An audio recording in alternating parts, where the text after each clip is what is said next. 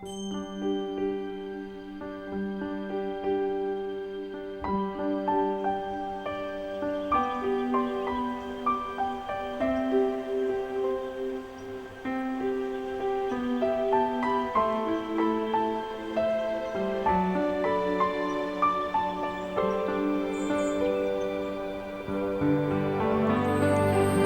is where Dunwoody was born, along the Chattahoochee River, among green fields and forest.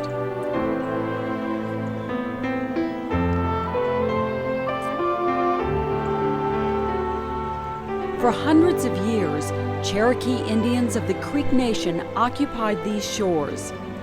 They hunted, farmed, fished, and later traded peacefully with the few white settlers in the area, many of whom were passing through in search of gold.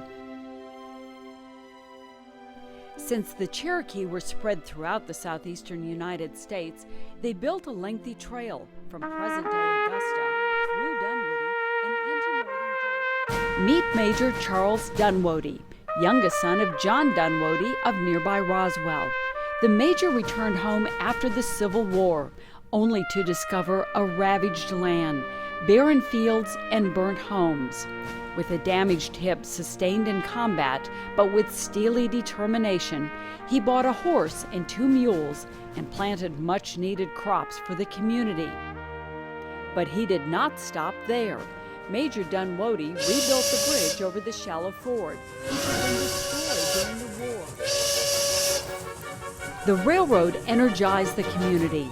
Making 2 runs a day from Roswell to Chambly, the train, a 460 known as Old Buck, carried things like lumber, seed, farm products, and goods from catalog giants Sears and Roebuck and Montgomery Ward. In 1903, the original tracks were replaced with standard gauge tracks. And of course, the railroad brought people to and from the area. With more and more families moving in, many from nearby Sandy Springs, the community's first school, a 1-room cabin, was built on what is now Chambly-Dunwoody Road. Families paid tuition and brought wood for the school's little stove. The original schoolhouse was replaced by a 4-room building in 1920, and in the mid-1930s, a brick school was built. A small number of teachers were responsible for many grades. Mrs. Nettie Austin taught 1st through 3rd. Kathleen Myers, granddaughter of Stephen Spruill, recalls her favorite teacher. She was very understanding and passionate, and she made you want to learn. How she could manage 3 grades in 1 room and everybody do as well as they did is a miracle.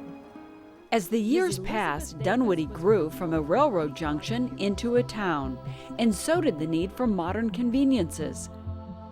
In 1930, the Georgia Power Company brought electricity to Dunwoody, and in 1942, the area's first water facility was built.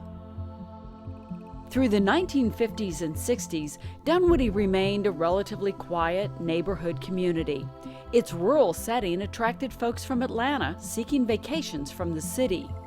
But in 1969, the sleepy community was awakened by the construction of Interstate 285, which had to be rerouted to avoid an historical cemetery. The face of Dunwoody would forever be changed. Perimeter Mall opened in 1971, and some would say in the middle of nowhere. From farmers' fields rose a retail and corporate phenomenon known as Perimeter Center. I guess the growth just came on gradually. We watched it grow and didn't realize it was growing as much as it was. One day in 1994, without notice, 2 of Dunwoody's historic railroad section houses were bulldozed to the ground. We had no warning at all, and overnight they were gone. And this one thing woke us up. So we formed the Dunwoody Preservation Trust, which was a group of citizens who thought it was well worth saving our historic properties. The mission of the Trust includes the preservation of historic homes, cemeteries, and properties, as well as preserving green space and recording community history. And who can forget the summer of 1996? Billy Payne's dream of bringing the Olympic Games to Atlanta was spectacularly fulfilled as Payne, a resident of Dunwoody, chaired the Atlanta Committee for the Olympic Games. The world watched as the torch passed through Dunwoody on its way to Olympic Stadium in Atlanta. I started hearing this sound like, and I had never heard that before in my life, and it was deafening.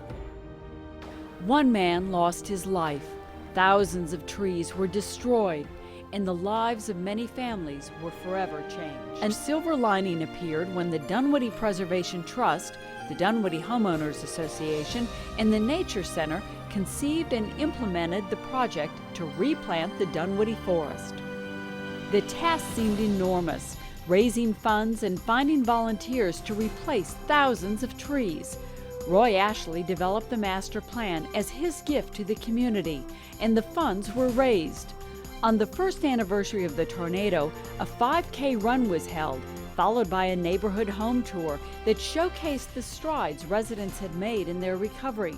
The one thing about Dunwoody that I certainly have noticed is any outsider that ever comes to our community, you'll notice even our commissioners come through and say, you have an absolutely gorgeous community.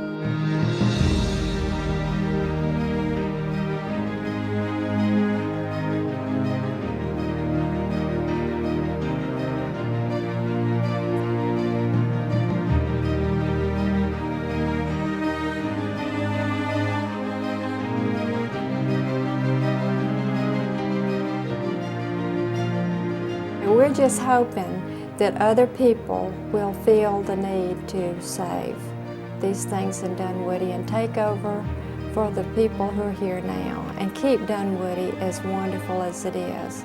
The magic of Dunwoody is the people who live here. There is so much to be done, and we can do it, all of us, with your help.